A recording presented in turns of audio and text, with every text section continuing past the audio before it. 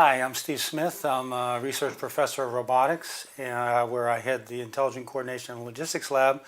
The question I'm going to discuss today is how can smart transportation help Pittsburgh to use less fuel? I'm going to focus specifically on traffic congestion, a problem I've been working on for the last couple of years. Because of the simple fact that traffic congestion, particularly in urban areas, increases fuel consumption. And so if we could do something about traffic congestion, then we can certainly make an impact on consuming fuel. I've put a couple of statistics here from the, I guess, the 2011 annual mobility report, that in Pittsburgh, the annual per capita cost of congestion to commuters in terms of lost time and added fuel costs is about $800. If I look at that nationwide over 440 urban centers, I see that the costs in terms of added fuel are over $101 billion. So another stat that's interesting about traffic congestion, particularly in urban areas, is that 40% of the time that vehicles spend on surface streets in urban settings are typically spent idling. So how can we improve traffic congestion? Well, there are a couple different ways. One is that we could increase the road capacity in an area. Unfortunately, in Pittsburgh, as in many urban areas, it's not really possible to build more capacity, road capacity. It's geographic constraints in Pittsburgh. There's also, land is being used, and it's hard to reclaim it. So the other approach then is to reduce congestion by making traffic flow more directly or more smoothly, and that's what I'm going to talk about. So I'm going to argue today that smarter traffic signals, my slant on smart transportation, can help here. It's generally recognized that traffic signal control improvements really provide you with the biggest possible payoff for reducing congestion on surface streets. And of the kinds of approaches you can take to traffic signal control, probably the one that shows the most promise, generally believed to hold the most promise, are what are called adaptive traffic signal control systems. They're not in wide use yet, but adaptive traffic control systems are distinguished by the fact that they actually sense the traffic in front of the intersection and somehow respond, adjusting the green periods at the intersections based on what the traffic flows that are presented in front of them. There are some examples of adaptive traffic signal control systems being piloted in the U.S., principally in arterial settings where you have a single main road and you're using the adaptive control to sort of manage flows off of side streets onto this main artery. For the past couple years, I've been, with funding out in the Traffic 21 research initiative here at CMU, been focusing on looking at the problem of adaptive traffic signal control in the more complex setting of urban road networks, specifically focusing on downtown Pittsburgh. My group has the goal of this work is really real-time optimization of traffic flows in urban road networks. Urban road networks, grids, you can think of it, present a greater challenge than arterial kind of settings in a couple of respects. One is that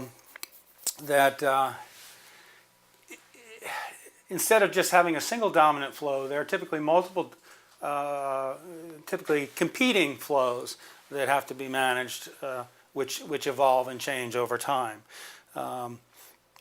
The other challenge that we're interested in is true real-time control. If I look at the adaptive control systems that are out there commercially, many of them operate on a less than real-time time scale. They sort of pull information maybe into a back central reasoning location and then adjust the lights on the order of every 5, 10, 15 minutes. We're really looking at real-time real-time adjustment of the signals to cope with even discontinuous kinds of shifts like traffic accidents or the ends of a sporting or cultural event where garages are emptying, those kinds of things. Our technical approach has two sort of key ideas. One is we start from the assumption of decentralized control. In our approach, each intersection controls itself. It watches the traffic in front of it, controls itself, and then in real time decides how to divide up the green time between the different phases of the intersection to allow the traffic to move through most smoothly.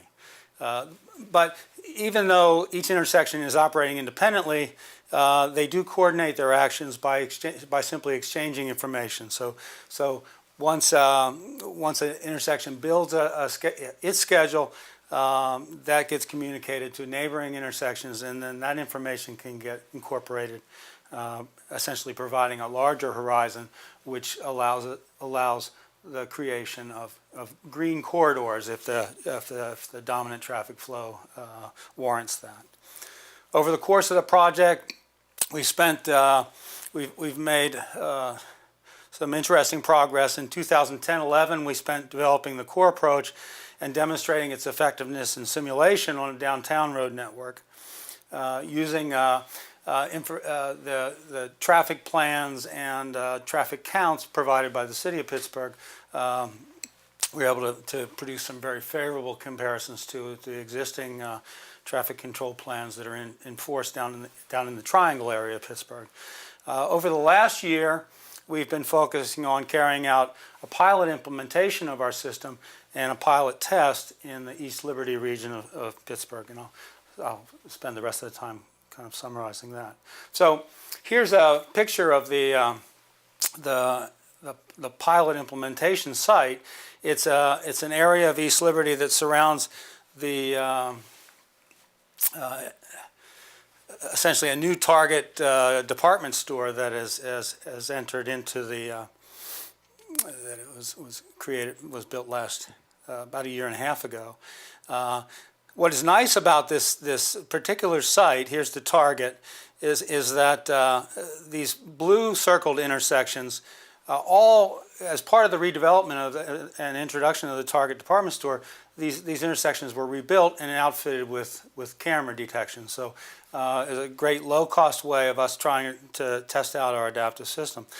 We consulted with the city, and actually the city suggested that we add in this 9th intersection, and which would create more of a grid pattern, and a more challenging environment for us to try out on. So we were able to obtain funding from the Heinz Endowments through their Breathe initiative, basically motivated by the idea of reducing emissions and air pollutants in the air by improving traffic flow. And this is the test site we came up with. So let's see if I can find the cursor here. So there are really three dominant flows through this area. There's this one, there's Penn Avenue cutting through Penn Circle, and then there's also this third flow moving back and forth this way. So a challenging environment. So here's just a concept of operation. Here's the basic system that we built to put into that thing. So the basic idea is, let's see,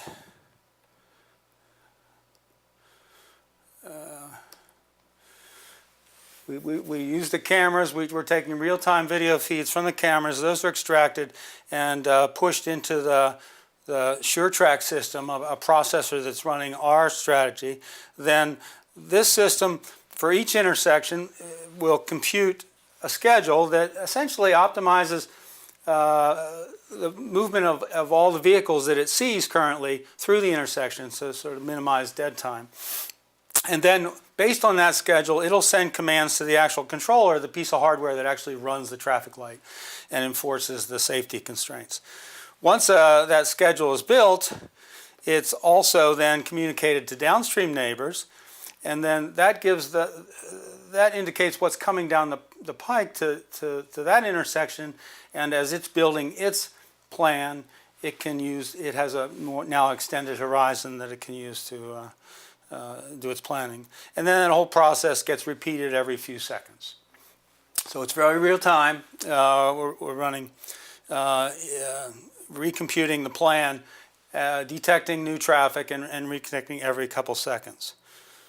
So here's a short video of the system in action. Sort of on the left-hand side is the situation before we installed the pre-existing control, and then on the right-hand side is the same intersection. This is the main intersection in the pilot site, the Penn and Penn Circle intersection. So this video is sped up to about 8 times so that we can see the aggregate flows moving through. But if you look closely, I think you'll agree that you've got higher volumes on the left. So these are taken at the same time of day, so it's really the improved flow. We did a controlled study of the system by performing a series of before and after run-throughs or drive-throughs along each of 12 different routes through this pilot site. We kind of picked the 12 highest volume routes and drove them multiple times across multiple days for each of 4 different periods of the day. The AM rush period, the midday period, the PM rush, and the evening. And as we did these driving, we carried a GPS tracking device that essentially recorded our speed, our travel times, and the number of stops we made, the amount of time we were sitting idle at lights, etc. And then we processed that information. We did that both with the pre-existing control plans that were in place at the intersection, and then after we installed our system, we ran them again to do a comparative kind of analysis. One thing we did in aggregating the data, we used the traffic volume data to combine the data along different routes so that we get a pretty well meaning. So as you can see from the statistics on this slide, the adaptive system actually had quite a significant impact on several sort of common metrics, ranging from sort of an average reduction in travel time of 25%, an average increase in speed of 34%, number of stops reduced by 31%, and the wait time reduced by 40%. So all of that sort of translates down. If I want to look at fuel consumption, we get an average reduction in fuel consumption of 21.5%. So a fairly significant, both in terms of improving the efficiency of the process and also improving the fuel consumption and release of emissions into the air. So what are our current plans? Well, we have plans to, we're currently planning to expand the pilot test, and we're sort of looking in 2 directions right now.